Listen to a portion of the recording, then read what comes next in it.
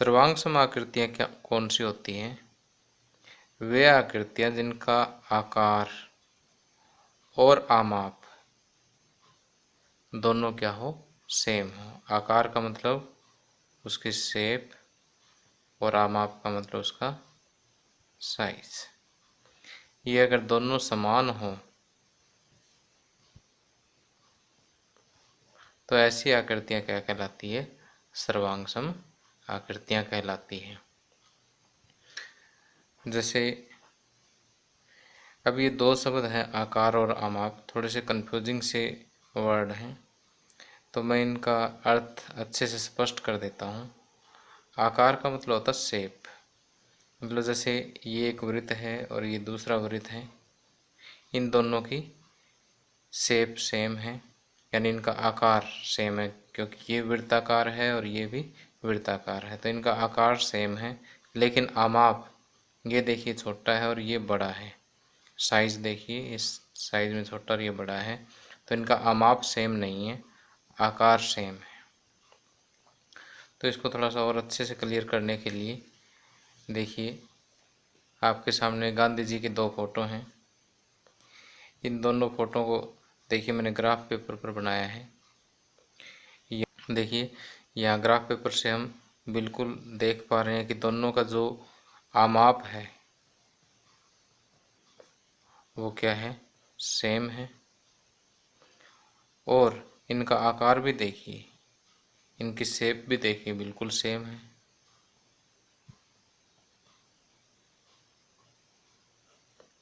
तो ऐसी आकृतियाँ जिनका आकार और आमाप सेम हो उन्हें हम क्या कहते हैं? सर्वांग आकृतियाँ कहते हैं। तो गांधी जी की ये दोनों पिक्चर्स जो हैं वो क्या है? सर्वांग है।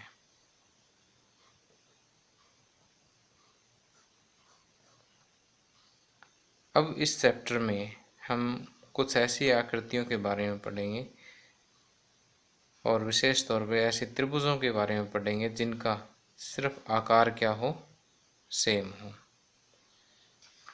अब देखिए ये गांधी जी की एक और तस्वीर है यहाँ पर। अब ये पहली तस्वीर है, ये दूसरी तस्वीर और ये तीसरी तस्वीर है। अब दूसरी और तीसरी तस्वीर में देखिए इन दोनों का आकार क्या है? समान है।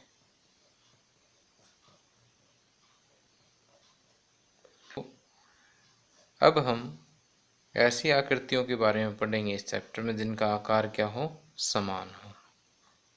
और ऐसी आकृतियाँ जिनका आकार समान हो, ऐसी आकृतियाँ कौन सी आकृतियाँ कहलाती हैं? समरूप आकृतियाँ कहलाती है। तो यहाँ से देखिए, अगर पहली और दूसरी आकृति को भी अगर हम कंपेयर करें, पहली और दूसरी फोटो को भी कंपेयर करें, तो आकार तो इनका भी सेम है। तो आकार जिनका समान हो वो समरूप है, तो इसका मतलब ये दोनों भी समरूप है और ये दोनों भी समरूप है। अब समरूपता के कंसेप्ट को अच्छी तरह से समझने के लिए मैं आपको एक और चित्र दिखा रहा हूँ। यहाँ देखिए आपको 3 खरगोश दिखाई दे रहे हैं। ये छोटा है, इसी को मैंने थोड़ा सा बड़ा कर दिया है, फिर इसको और बड़ा कर दिया है।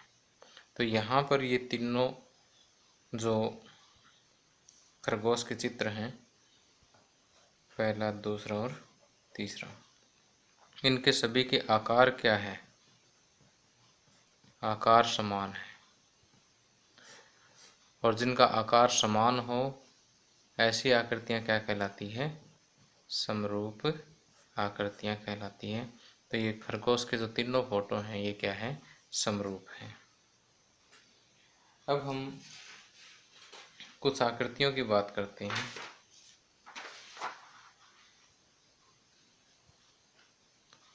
तो यहाँ देखिए आपको ये वृत्त दिखाई दे रहे होंगे।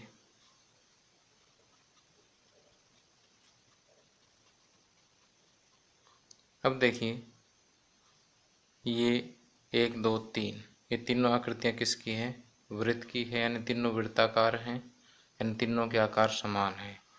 तो जितने भी वृत्त हैं वो क्या होते हैं? समरूप होते हैं। इसी तरह से ये आगे देखिए, यहाँ पर दो वर्ग हैं और वर्ग भी हमेशा क्या होते हैं, समरूप होते हैं।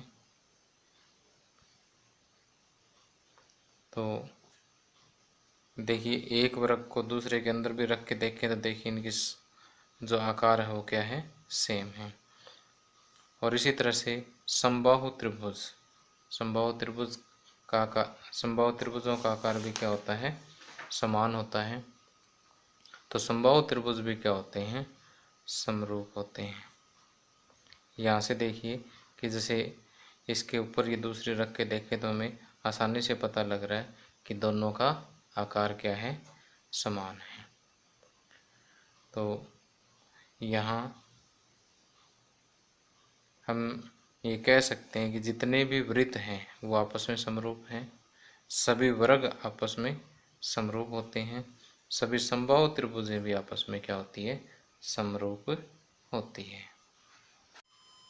अब प्यारे बच्चों, मैं आपको ये बताता हूँ कि समरूप और सर्वांग सम में अंतर क्या होता है। देखिए, समरूप की तो सिर्फ एक ही कंडीशन है कि उसका आकार क्या होना चाहिए, समान होना चाहिए। जबकि सर्वांग सम की दो कंडीशन है। सर्वांग सम की दो कंडीशन है, कौन कौन सी, एक तो आकार समान होना चाहिए और दूसरा उनका आमाप भी समान होना चाहिए। तो देखिए, जैसे मेरे पास ये दो रिंग्स हैं, अब इन दोनों का आकार तो दिख ही रहा है कि ये भी वृत्त है, ये भी वृत्त है, तो दोनों का आकार भी समान है। और इनका आमाप, आमाप देखिए हम एक दूसरे के ऊपर रख करके वेरीफाई कर सकते हैं। जैसे ये एक रिंग है, इसके ऊपर मैंने दूसरा रखा, तो देखिए ये एक रिंग दूसरे को पूरी तरह से ढक रही है। इसी तरह से अगर मैं ये वाला रिंग नीचे कर दूं, दूसरी ऊपर कर दूं, तो भी ये दूसरे को ढक लेती है। तो सर्वांग सम आकृतियाँ एक दूसरे को पूरा पूरा ढक लेती है। अब दूसरी सोचने वाली बात ये है कि सर्वांग सम में आकार क्या है, समान, और जहाँ आकार समान है वो समरूप तो होगी ही होगी। इसका मतलब जितनी भी सर्वांग सम आकृतियाँ हैं वो सारी समरूप होती है, लेकिन सारी समरूप सर्वांग सम होनी आवश्यक नहीं है। अब वर्ग, वृत्त और समबाहु त्रिभुजों के बाद हम बहुभुज की समरूपता के बारे में बात करते हैं। कि देखिए हमारे पास ये दो चतुर्भुज हैं। एक चतुर्भुज का नाम हमने ABCD दिया है, दूसरा PQRS दिया हुआ है। अगर ये पूछा जाए कि क्या ये दोनों समरूप है, तो देखिए देखने में लग तो रही है कि ये दोनों समरूप है, लेकिन हम इसका पूरी तरह से कन्फर्म नहीं बता पाएंगे कि ये समरूप ही हैं। जबकि जो रेगुलर आकृतियाँ थी, वृत्त, वर्ग, समबाहु त्रिभुज वगैरह है, या कोई एक नॉर्मल पिक्चर है, उसमें तो हम बता सकते हैं कि दोनों समरूप हैं। लेकिन जहाँ पर बहुभुज आती है वहाँ पर इस टाइप की समस्या आएगी। तो इसके लिए मैंने क्या किया है कि इसको पहचानने के लिए एक बार टेम्परेरीली मैंने इसी के आकार की दो, जो हमें दी हुई है ABCD और PQRS, ऐसी ही दो चतुर्भुज जो है चार्ट पेपर पर काट ली है। अब देखिए कि यहाँ पर ये दोनों समरूप है या नहीं, एक दूसरे के ऊपर रख करके हम कंपेयर कर सकते हैं। कि देखिए यहाँ से ये कोणा मिलाइए, देखिए बिल्कुल सही मिल रहा है। अब ये वाला देखिए, ये भी सही मिल रहा है, और इधर से नीचे वाला देखिए, यहाँ से ये भी सही मिल रहा है, और इधर से ये देखिए ये भी सही मिल रहा है। ओके, इसके अलावा इसका मतलब ये जो एंगल है चारों, भाई ये वाला कोण इसके बराबर मिल रहा है, ये वाला कोण इस कोण के बराबर है, ये वाला कोण इस कोण के बराबर है और ये वाला कोण इस कोण के बराबर है। इसके अलावा भुजाएं और देखिए कि जैसे हम यहाँ से मापना स्टार्ट करते हैं, यहाँ तक गए और फिर यहाँ तक।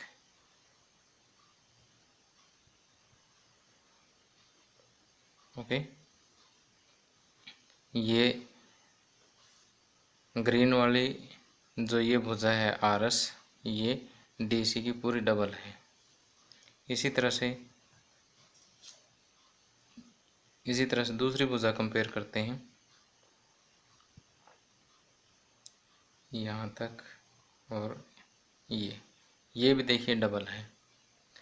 तीसरी भुजा भी डबल है और चौथी भुजा भी सही डबल है। तो अब हम ये इस निर्णय पर पहुंचे हैं कि दोनों आकृतियां क्या है, समरूप हैं। इनकी समरूपता का पता दो चीज़ों से लगा, किस किस से, एक तो इनके संगत कोणों से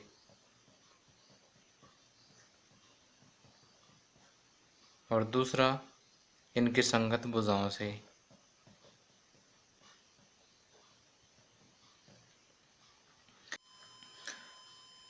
तो हम देखिए यहाँ बहुभुजों में चतुर्भुज का एक एग्जाम्पल लेकर के उसकी समरूपता पर विचार कर रहे हैं।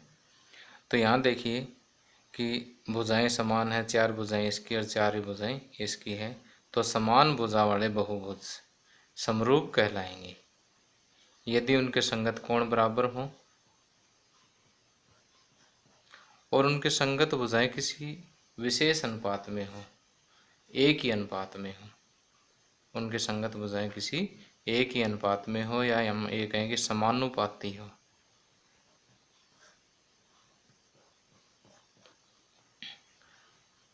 तो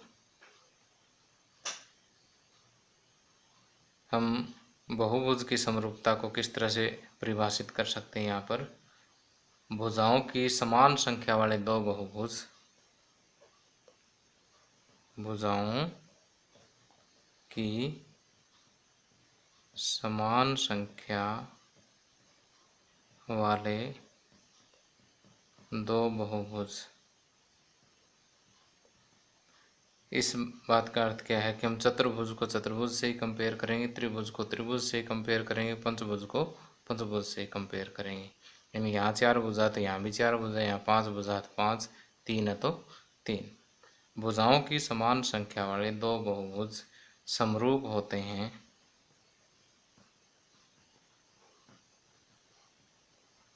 यदि पहली कंडीशन उनके संगत कोण बराबर हों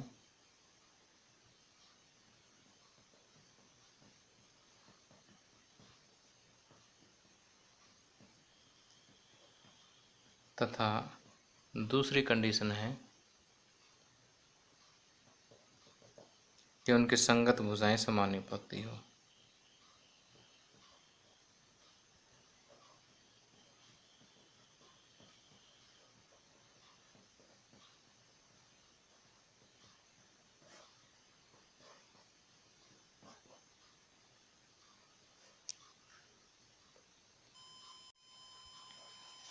अब देखिए दो चतुर्भुजों की समरूपता जो हमने इस तरह से चार्ट पेपर से एक्टिविटी करके कंपेयर की थी और उसकी परिभाषा तक पहुँचे हैं, ऐसा ही हम बिना चार्ट पेपर के करते हैं और बिल्कुल सेम ऐसा ही आपके सामने एक उदाहरण दे रहा हूँ मैं कि यहाँ पर दो चतुर्भुज हैं और हमें इनको देखना है कि ये समरूप है या नहीं। तो यहाँ देखिए 105 डिग्री का कोण है, यहाँ पर भी 105 डिग्री, 100 डिग्री, 100 डिग्री, 70, 70, 85, 85। तो यहाँ संगत कोण क्या है, संगत कोण बराबर है, सारे संगत कोण सारे बराबर हैं। अब भुजाओं की बात कीजिए। अब ए बी का अनुपात देखेंगे पी क्यू से, बी सी का अनुपात देखेंगे क्यू आर से, और सी डी का अनुपात देखेंगे आर एस से, और डी ए का अनुपात देखेंगे एस पी से।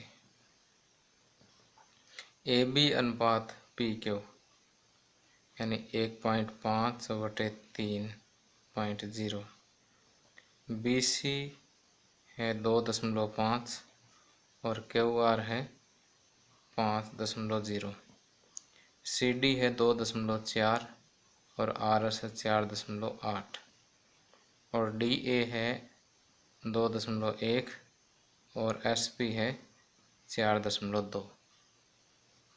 तो यहाँ पर देखिए, ये इसको कट करेंगे तो 1/2 आएगा, इसको कट करेंगे तो भी 1/2 आएगा, 24 दूनी 48, इसको भी कट करेंगे तो 1/2 आएगा, 21 दूनी 42, ये भी कट करेंगे तो 1/2 आएगा।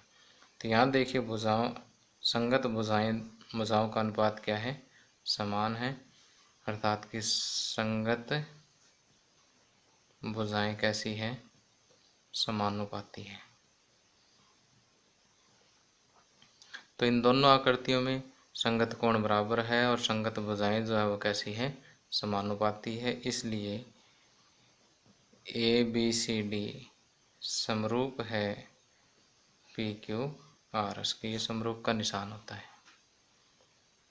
तो मेरे ख्याल में समरूपता का कंसेप्ट आपको अच्छी तरह से क्लियर हो गया होगा। अब समरूपता के कंसेप्ट को क्लियर करने के लिए मैं 2 उदाहरण और लेता हूँ। यहाँ देखिए आपके सामने 2 और चतुर्भुज हैं, इनके एंगल कंपेयर कीजिए। यहाँ पर एंगल ए 90 डिग्री है, इधर पी 90 डिग्री है, बी भी 90 डिग्री है, इधर क्यू भी 90 डिग्री है, सी 90 डिग्री है और आर भी 90 डिग्री, डी 90 डिग्री है और एस भी 90 डिग्री। भुजाएं कंपेयर कीजिए, ए डी 3 सेंटीमीटर, इधर ये 3 सेंटीमीटर। अब इधर ये 3 सेंटीमीटर, लेकिन ये कितना है, 3.5 सेंटीमीटर। तो इसी तरह से यहाँ पर 3 और ये 3.5।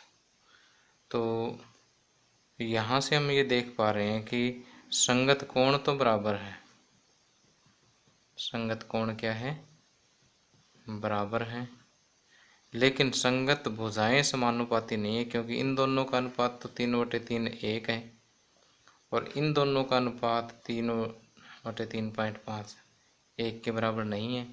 तो इसका मतलब यहाँ समानुपात नहीं है, समान अनुपात नहीं है। तो संगत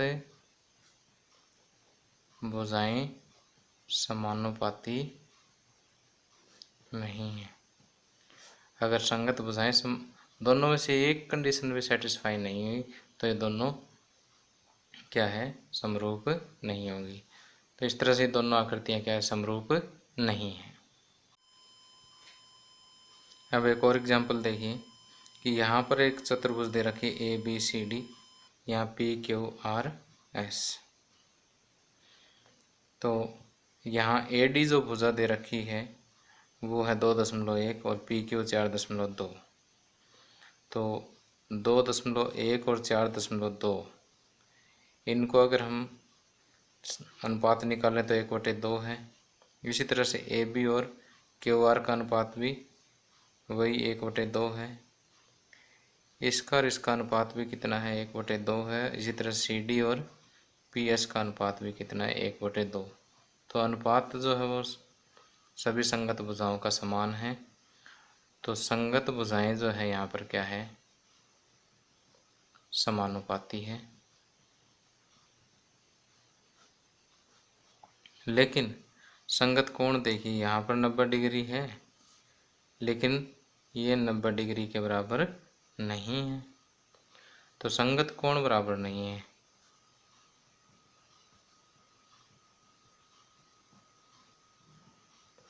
तो आप क्या कहोगे, इन आकृतियों का समरूप है? यस, नहीं है, क्योंकि ये कंडीशन कोण वाली इसकी पूरी नहीं हुई। तो बहुभुज के केस में समरूपता की 2 कंडीशन हैं। कि संगत भुजाएं समानुपाती होनी चाहिए और उनके संगत कोण जो है वो क्या होने चाहिए, समान होने चाहिए, बराबर होने चाहिए।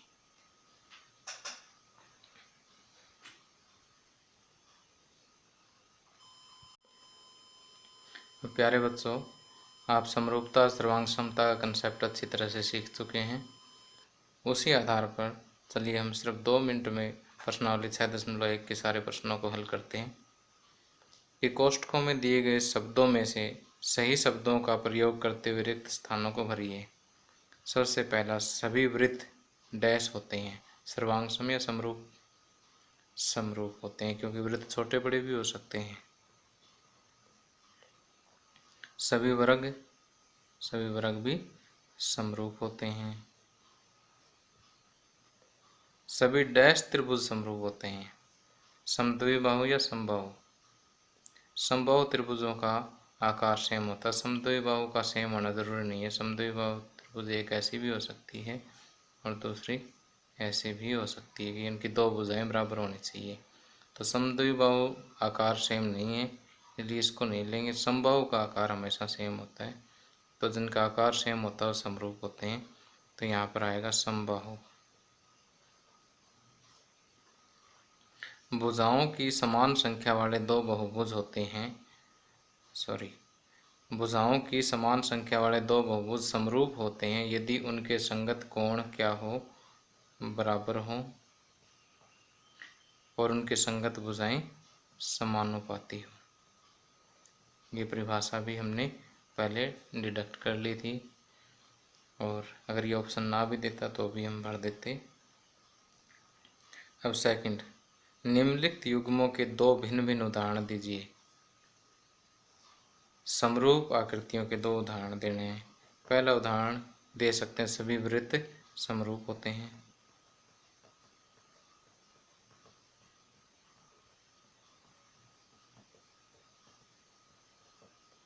और दूसरा उदाहरण दे सकते हैं, सभी वर्ग समरूप होते हैं।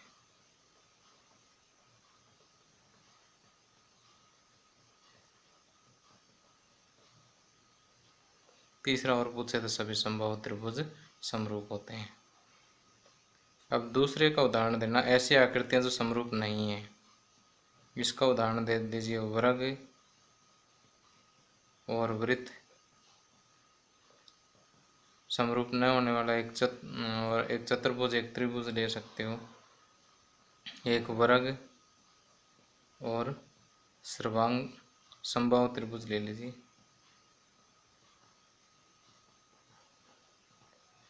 दुनिया भर के आप एग्जाम्पल ऐसी आकृतियों के जोड़ों को दे सकते हैं जो समरूप नहीं है।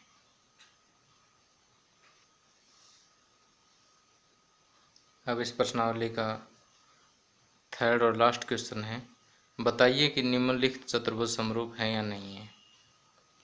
तो देखिए, यहाँ भुजाएं तो समानुपाती है, 1.53, 1.53, 1.53, 1.53, यानी 1/2 का अनुपात सभी भुजाओं में बनेगा। लेकिन संगत कोण क्या है, साफ दिखाई दे रहा है, बराबर नहीं है। तो हम लिखें, क्योंकि संगत कोण बराबर नहीं है इसलिए ये चतुर्भुज समरूप नहीं है। क्योंकि संगत कोण बराबर नहीं है, इसलिए PQRS